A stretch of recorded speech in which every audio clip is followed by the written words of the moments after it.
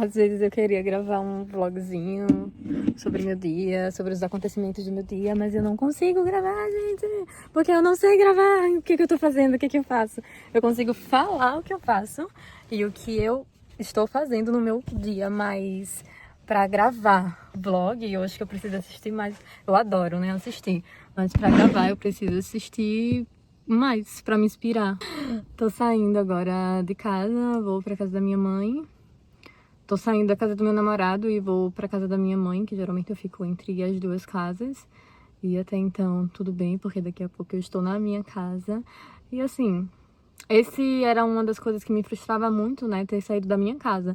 Mas agora eu sinto que eu já aceitei essa grande questão de eu estar trabalhando a minha mentalidade para aceitar a minha realidade agora e pensar nas próximas realidades, nos sonhos, no que eu quero, no que eu desejo. Essa sensação só cresce dentro de mim e está alimentando essas afirmações positivas da minha nova vida, da minha vida melhor, do meu bem-estar mental, emocional, da minha casa maravilhosa que está chegando, tá me fazendo super bem, porque essas frustrações que eu tinha, que eu chorava, eu adoecia e estava bloqueando a minha recuperação, né, para minha saúde emocional, não tá mais, tem diminuiu, sei lá, 90%. Isso é muito grandioso, né, para quem tá passando essas situações de frustrações constantes no dia e tá passando questões de ansiedade e depressão. É muito bom a gente saber escolher o que quer na nossa vida, o que quer no nosso cotidiano e saber dizer não para as coisas que puxam a gente para baixo e a gente permanecer assim viva, sempre bem e alimentando esse lado super positivo na nossa vida, sem positividade tóxica. Claro que a gente vai lidar com a nossa realidade e lidar com aquilo que a gente tá tendo no momento, mas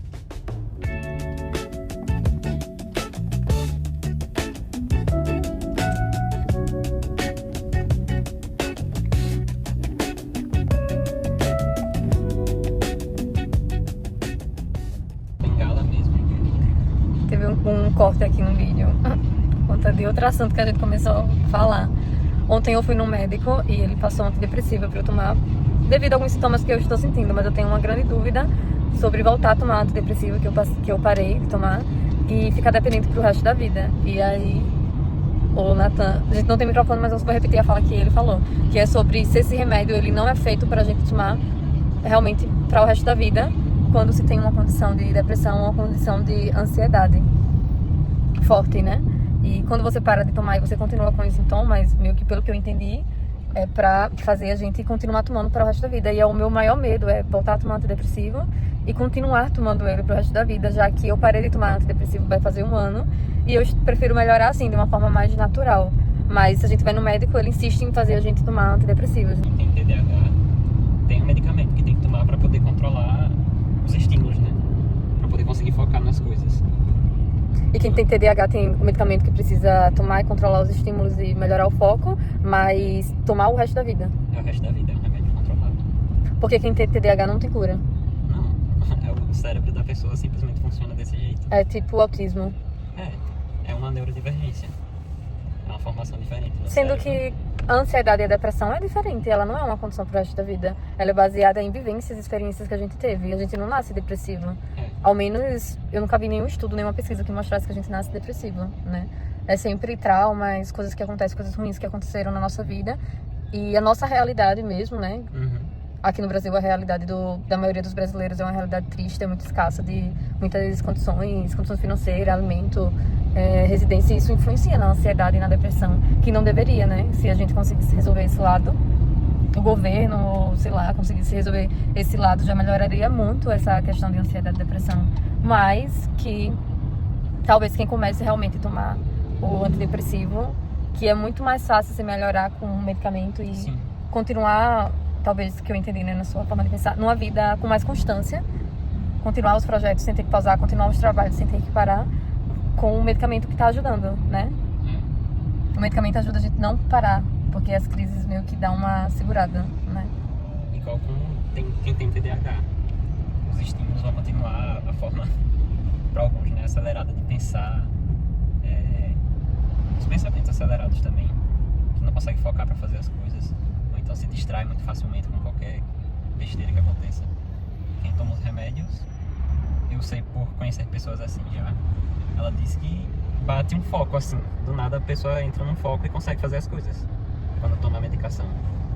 Muito diferente. Quem não conhece, né? Quem não tem um diagnóstico e não toma nenhum remédio, porque vai continuar sem saber como lidar com isso. Para cada um funciona de uma forma, mas com o remédio, infelizmente, é o que funciona mais.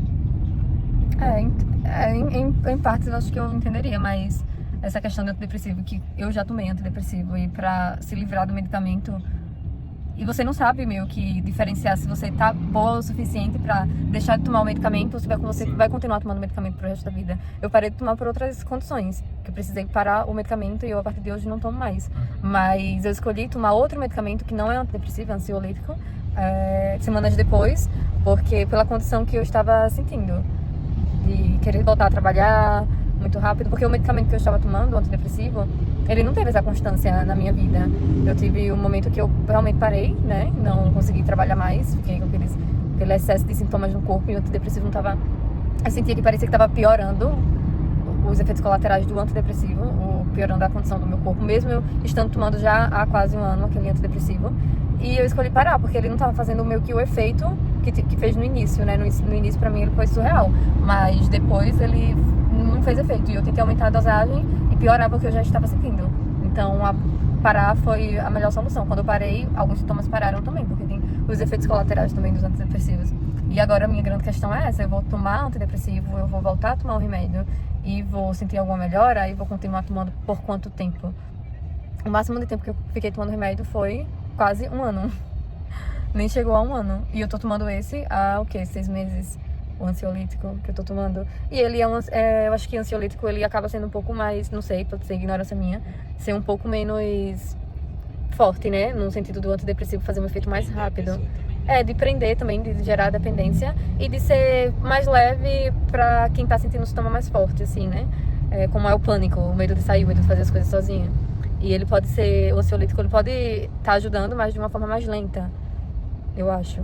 E aí eu penso, eu vou continuar só com o ansiolítico pra melhorar assim de uma forma mais lenta, de uma forma mais natural, do que tomar um remédio forte e ficar dependente dele para o resto da vida. Acho que não é uma questão só minha, não, é uma questão de muitas pessoas. Medicamento, é o preconceito também com o medicamento, né?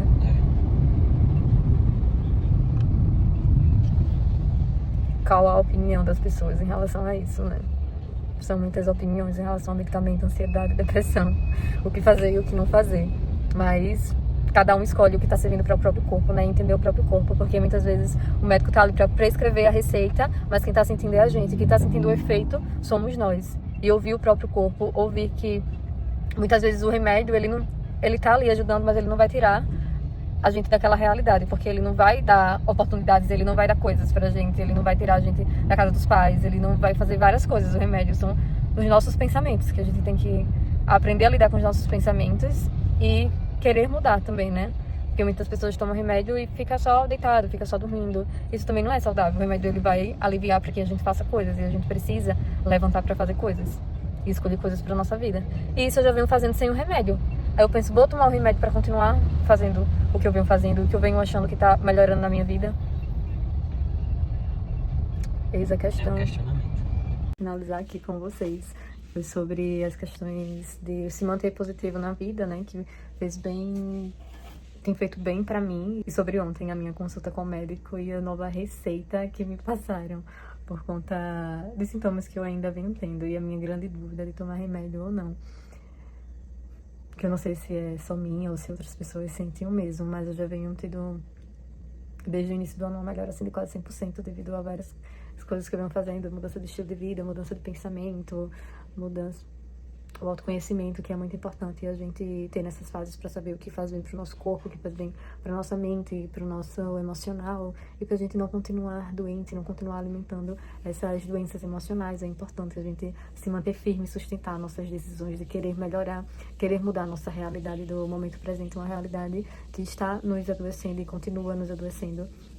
E continua adoecendo milhares de pessoas. Você não está sozinha, eu não estou sozinha. A questão de ansiedade e depressão está cada vez comum e aumentando muito no Brasil. Meu Deus, o Brasil daqui a pouco tá em primeiro lugar. Eu não sei nem se tá em primeiro lugar, com pessoas mais ansiosas e depressivas. E o estilo de vida no Brasil, meu Deus, é um caos, é caótico, né?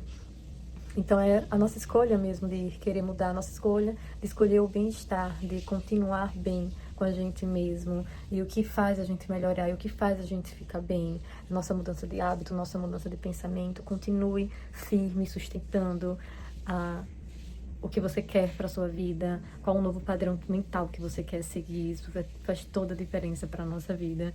E é muito importante que a gente continue, se abra, desapegue do velho e se permita viver o novo, se permita a novidade. Permita que o novo tem muita chance de ser muito melhor do que o velho. Mas precisamos nos permitir, né?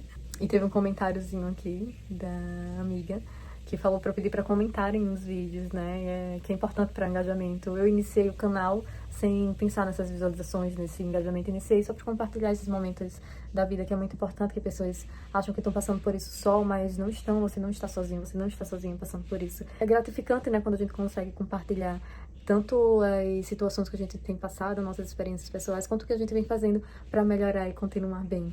Então, se possível, comentem, curtam, compartilhem, que as pessoas, na maioria das vezes, acham que estão sozinhas no sofrimento, agarram o sofrimento e aquele sofrimento é meu. Não, esse sofrimento não é seu. Esse sofrimento está sendo de milhões de pessoas. Se você está na depressão, na ansiedade, você não está sozinha. Saiba disso. Beijo.